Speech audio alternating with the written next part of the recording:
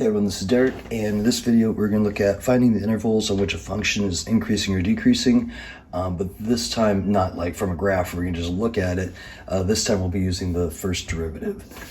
And so from the last video we learned to find critical values. This is where we set the derivative to 0.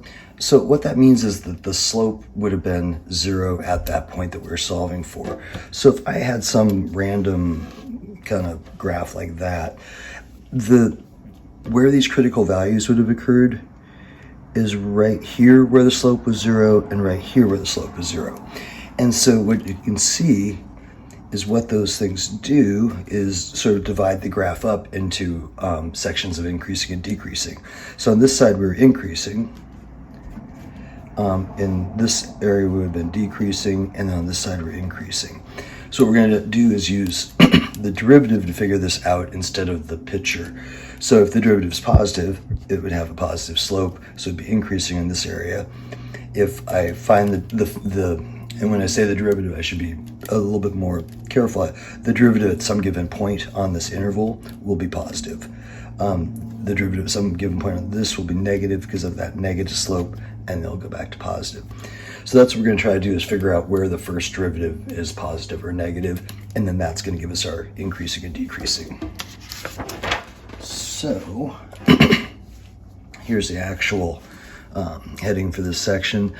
So our procedure for doing this is, first we're going to find all the critical values. So those are the places where f prime of x equals 0 or does not exist. And again, for us, it's mostly going to be on this equals 0.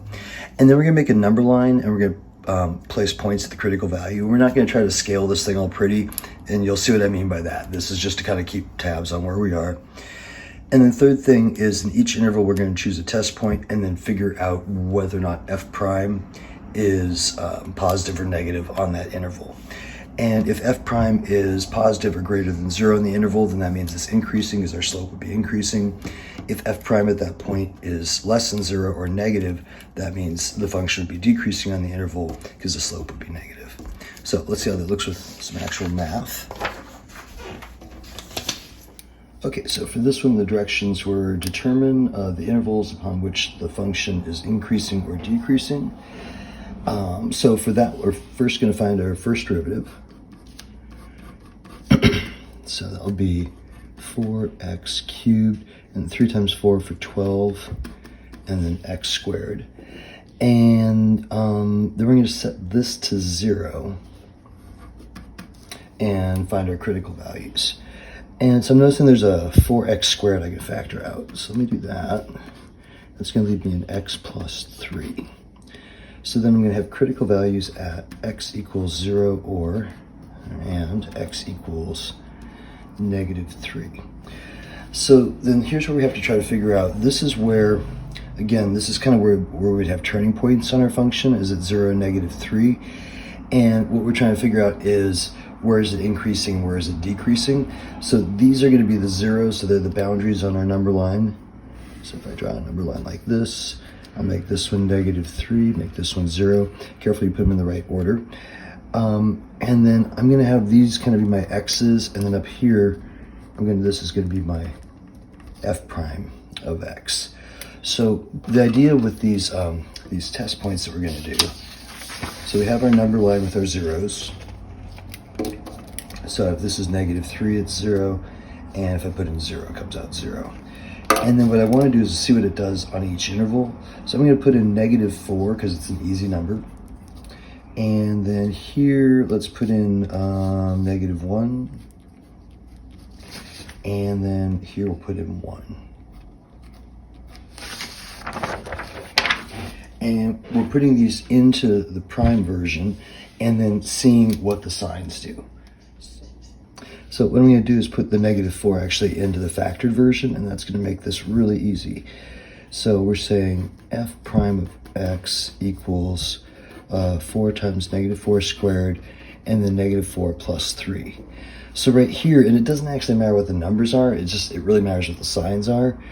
This square is going to fix up that negative, so it's positive. So this would be like a positive 64 out front. And then -4 plus 3, that'll be a -1. And so you can see on this interval, it's going to be negative. So then if I put in a -1 in here, so kind of same idea, but I'm just going to point this time. So -1 squared, that would make this positive. And then -1 plus 3, that would be positive. Positive times positive, so that will be positive. And then if I put in 1, that's positive. And then positive times positive, positive again. So it's going to be decreasing on the intervals that are negative and then increasing on the intervals that are positive. And again, what we're doing here is we're plugging in a value and we are seeing what the sign is of the first derivative. And remember, the first derivative represents the slope. So if the slope is positive, it's increasing. And over here, if the slope is negative, that means it's decreasing. So for increasing, we would be, and there's some weird little saddle point. There's something happening there that's probably kind of like that, where it flattens out for a second and goes back. So our positive regions are going to be -3 to 0, and then union 0 to infinity. And then decreasing is going to be over here. So -infinity up through -3. Remember, we don't want to include endpoints because that's all the places is actually 0, not increasing or decreasing. Okay, this one's same direction, so it's determine the intervals upon which the function is increasing or decreasing.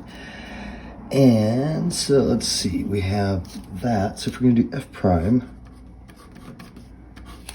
let's do the power rule, so kind of the chain rule version of it. So we're going to go the 2/3 down front.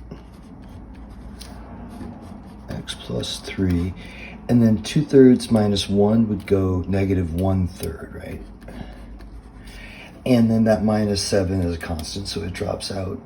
If I write that a little bit better, I can say f prime of x is 2, got a negative exponent there, that's a cube root.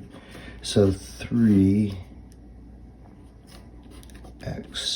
plus 3.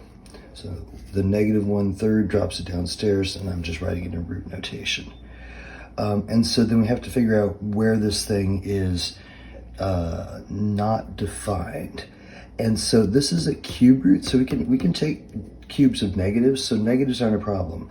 But where we do have trouble would be at right at x equals -3, because that would make our root 0, then we'd have division by 0. So for a number line, that's our one critical value. And so, also there are, if I try to set this equal to 0, right, I would have 2 over that chunk equals 0. I multiply that up, 2 equals 0, so there are no x-intercepts, there's no zeros. So this time it's just from the denominator, it's the undefined part. And then notice -3 was defined in the original, so this is okay. Because -3 plus 3 would have been 0, and cube root of 0 is 0 squared is still 0. So that would have been defined in the original function. So now we gotta check our signs.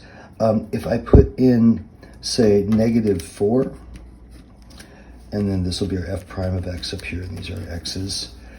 That would be cube root of -1 is -1, which would make -2/3. So that region is going to be negative. There's our 0. And then let's put in 0 because it's easy.